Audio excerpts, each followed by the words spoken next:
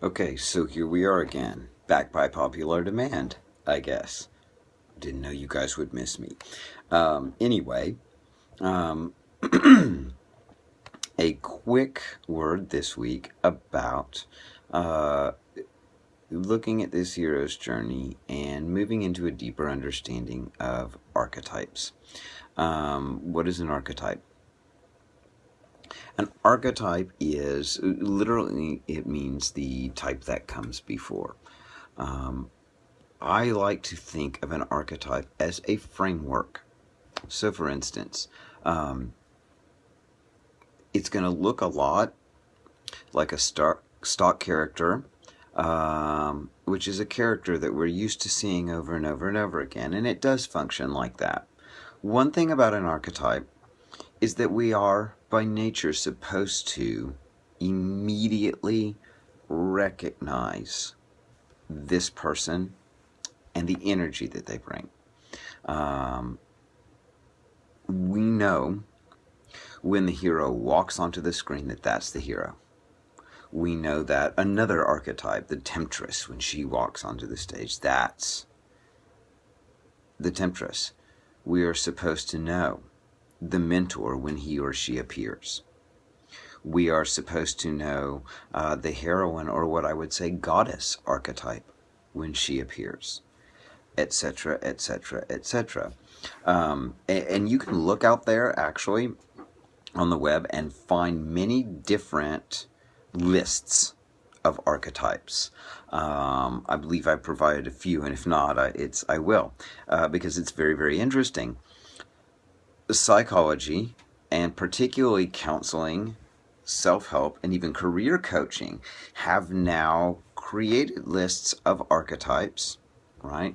Different types of people with different skill sets, different personalities, and are using the archetype as a way that we can identify, sort of look within and identify this energy and talent that we have that is consistent with other people, and sort of shortcut ourselves to success in career, to learn how to interact with other archetypes, people that fit these archetypes.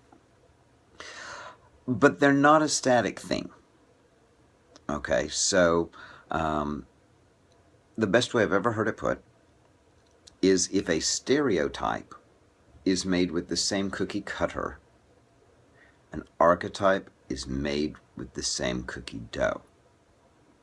So that you can pour this type of person and the particular strategies, goals, personality traits, tricks of the trade, the vocabulary that they use, all of the things that we might consider their energy. And sure, instead of a Christmas tree, you might make a star out of it, right? Or Adriana might want a car-shaped pancake one day. We love to do that because you can decorate the windows and everything. Or she might want a heart-shaped pancake. Either way, it's still a pancake. It retains all of the same ingredients, it just shows up differently, and this is what archetypes do. We recognize archetypes intuitively, right? But first, very often, particularly in contemporary storytelling, we see the shape first. But it only takes one bite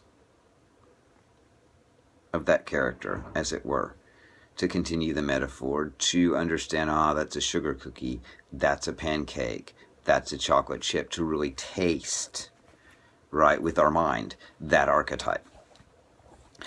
And these types are very, very useful in looking at story, particularly contemporary story, because, think about it, if we recognize this character and say, okay, that's a chocolate chip cookie, right? But I've never seen it in this shape before.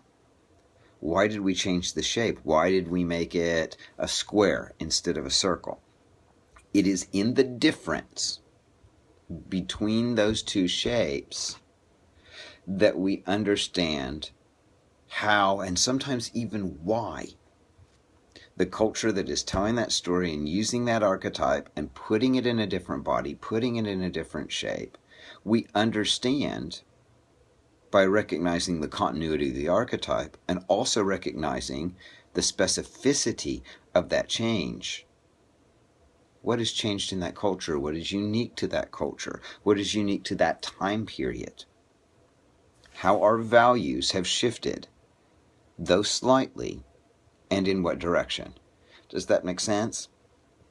So, in other words, this week I am asking you to take, all right, to meditate on the Savior hero.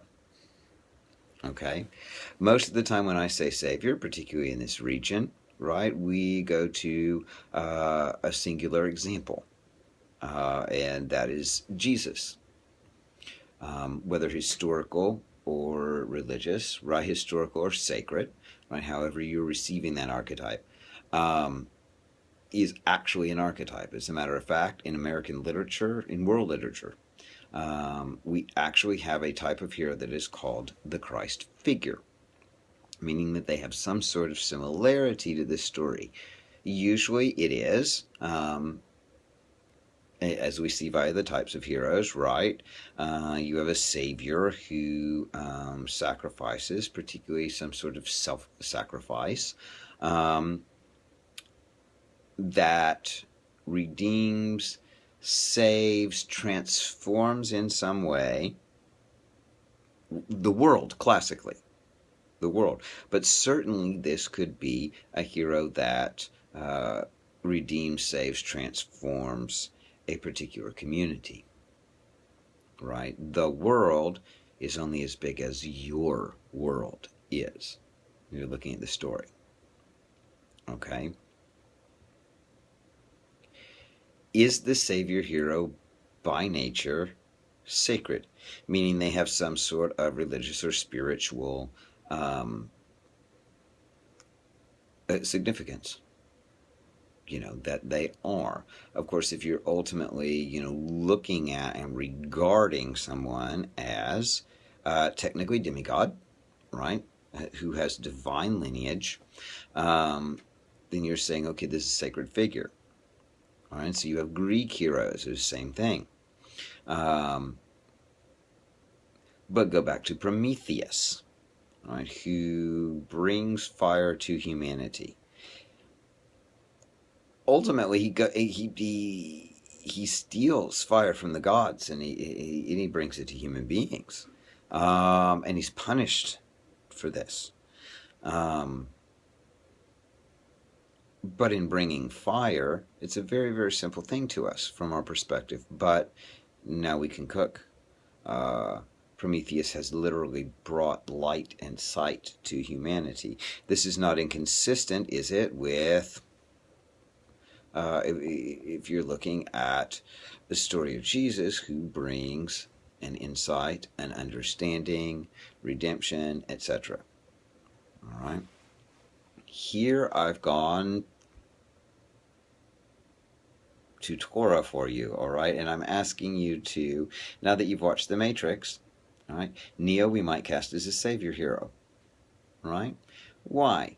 He is ultimately trying to free humanity. Correct?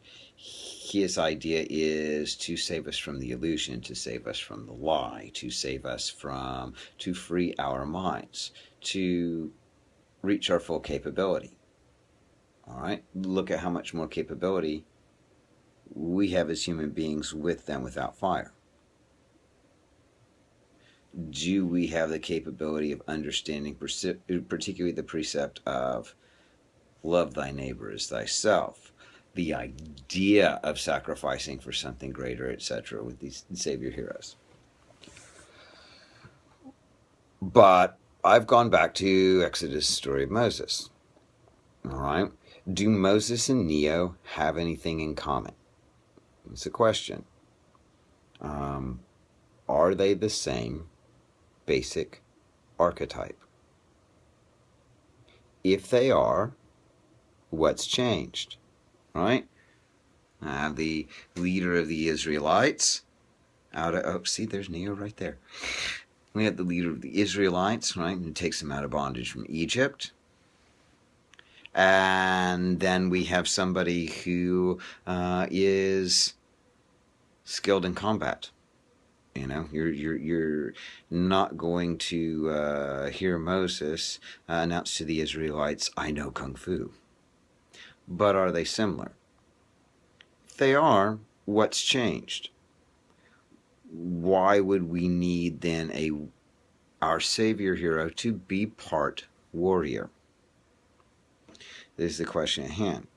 So the bottom line is that archetypes provide us with a shorthand so that we can create deeper character, create deeper meanings, create deeper symbolism, right? Anytime you see a ring, it's not an archetypal character, it's an archetypal symbol, right? The ring, the circle, the tree, rain, right? It might portend something disastrous about to happen, like a flood, right? But in Noah's flood, it is also cleansing, is it not? Right? So that we have this association just culturally with cleansing. And this is consistent over many different mythologies and many different legends. So as a myth critic, that's what I'm looking at. I'm always looking at the patterns. What repeats itself and how do we modify it? It's like a fine jazz riff, right? Where you begin with a simple scale ascension and then put it in the hands of Miles Davis, and he can make a 17-minute song out of that thing because he's going back and revising it every time, ever so slightly. Check it out. Google Black Mangus. Right? Google, I'm sorry, this is the title of the Miles Davis, Bitches Brew. Go to the longest song on the album that you can find and listen to what he does. For him, right, this is the perfect analogy. For him, that riff, maybe 2 to 4 measures. Okay, one musical phrase becomes the archetype, and then he goes through and discovers all the different iterations of it. That's what an archetype does in our stories. All right, so I hope this little touch base gives you a greater understanding. Listen, everybody's on a great path here. We're doing repetitions now. After spring break, we're going to get into the meat and the projects. And that's when you're going to have a little more daily attention because we're going to be working on big projects. All right. So enjoy this week, and until next time.